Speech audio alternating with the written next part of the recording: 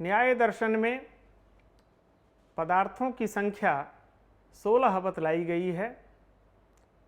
सूत्रकार महर्षि गौतम अपने न्याय सूत्र के प्रथम सूत्र में ही इन 16 पदार्थों की चर्चा करते हुए बतलाते हैं, प्रमाण प्रमेय संशय प्रयोजन दृष्टांत सिद्धांतावयव तर्क निर्णय वाद जल्प वितंडा हेत्वाभासच्छल जाति निग्रहस्थानानां तत्वज्ञानान् निःश्रेयसाधिगमः। इन 16 पदार्थों में दूसरा पदार्थ है प्रमेय। यह प्रमेय 12 प्रकार का होगा। इसकी चर्चा हम इस अध्याय में करेंगे। इस अध्याय का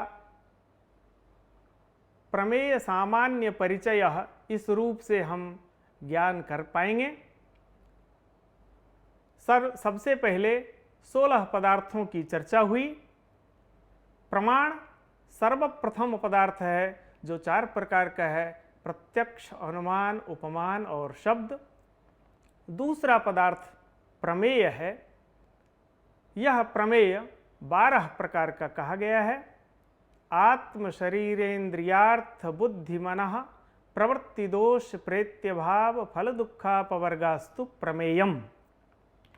आत्मा, शरीर, इंद्रिय, अर्थ, बुद्धि, मन, प्रवृत्ति, दोष, प्रेत्य भाव, फल, दुख और अपवर्ग, ये 12 प्रमेय न्याय सूत्रकार महर्षि गौतम की दृष्टि में परिगणित किए गए हैं। सबसे पहला प्रमेय है आत्मा।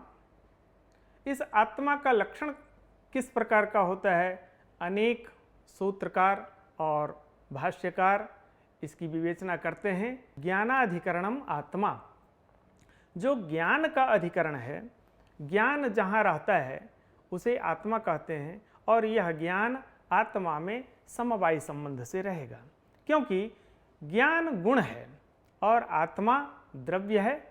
एतावता गुण और गुणी का, द्रव्य को ही हम गुणी कहते हैं। गुण जहाँ रहता है उसे हम गुणी शब्द से व्यवहार करते हैं, और ज्ञान गुण है, आत्मा गुणी है। इन दोनों का संबंध समवाय होगा। तो ज्ञान समवाय संबंध से आत्मा में रहता है, इसलिए ज्ञानाधिकरणम आत्मा। मुक्तावलीकार विश्वनाथ लिखते हैं, आत्मेन्द्रियाद्यधिष्ठाता करणम ही सकर्तृकम।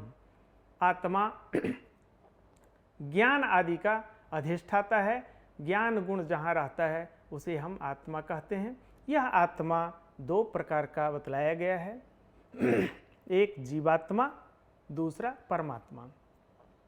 परमात्मा एक ही है, यह सर्वज्ञ होता है, नित्य ज्ञानवान होता है, किंतु जीवात्मा अल्पज्ञ होता है, अनंत होता है, क्योंकि प्रत्येक शरीर में यह जीवात्मा भिन्न भिन्न रूप से रहता है।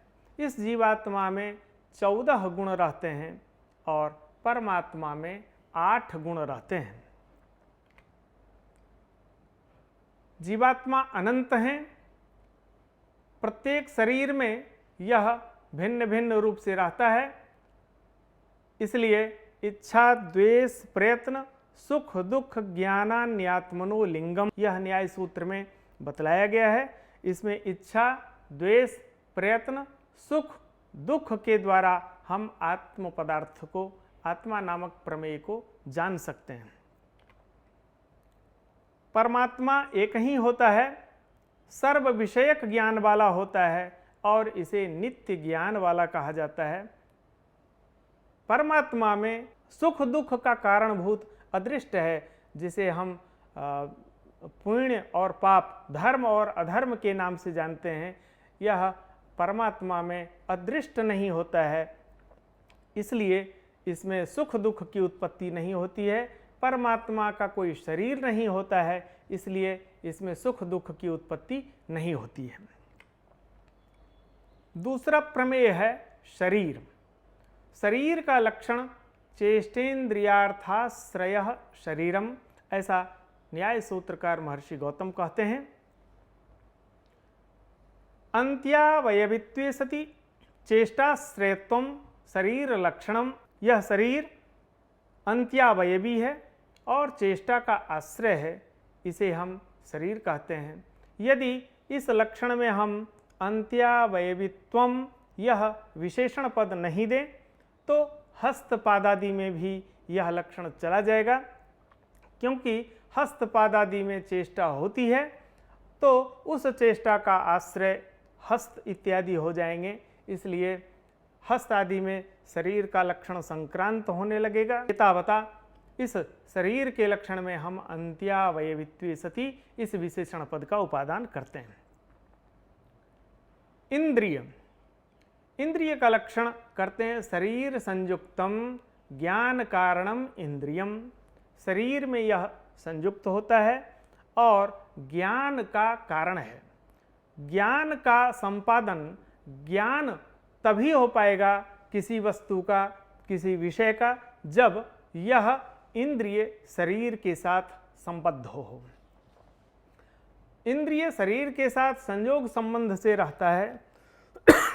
चूंकि इंद्रिय भूत पदार्थ से उत्पन्न होता है, इसकी चर्चा हम आगे करने वाले हैं, इसलिए जो भौतिक पदार्थ होता है, एक द्रव्य का दूसरे द्रव्य के साथ संयोग संबंध होता है, तो शरीर संयुक्तम ज्ञान कारणम इंद्रियम, इंद्रियम इंद्रिय का लक्षण है।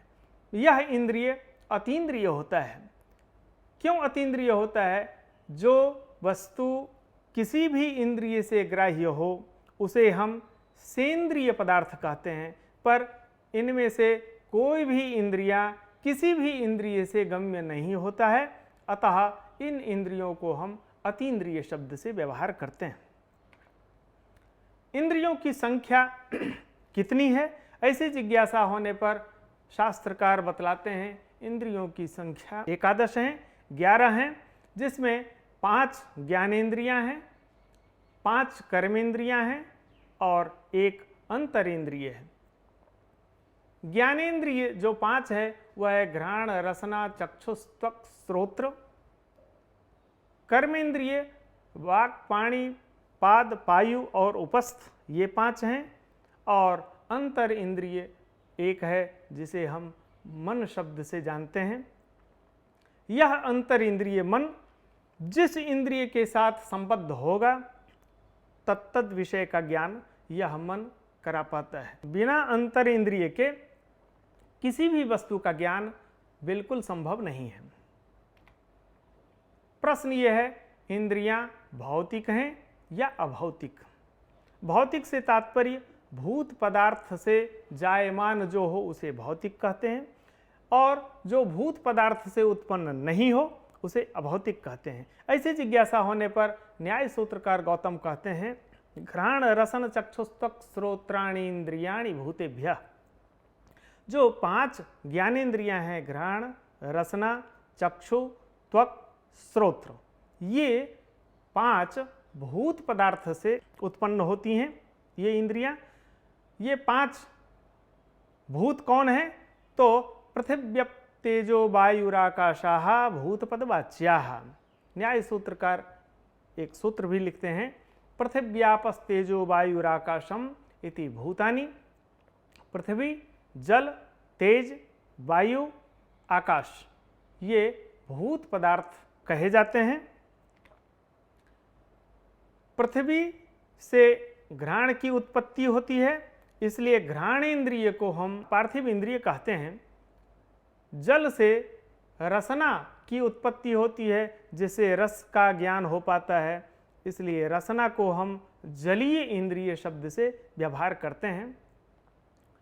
तेज से चक्षु की उत्पत्ति होती है, इसलिए चक्षु को हम तेजस इंद्रिय कहते हैं, जिससे रूप का ज्ञान हो पाता है।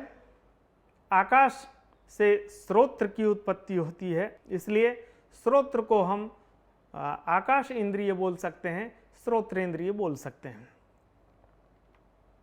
धन्यवाद।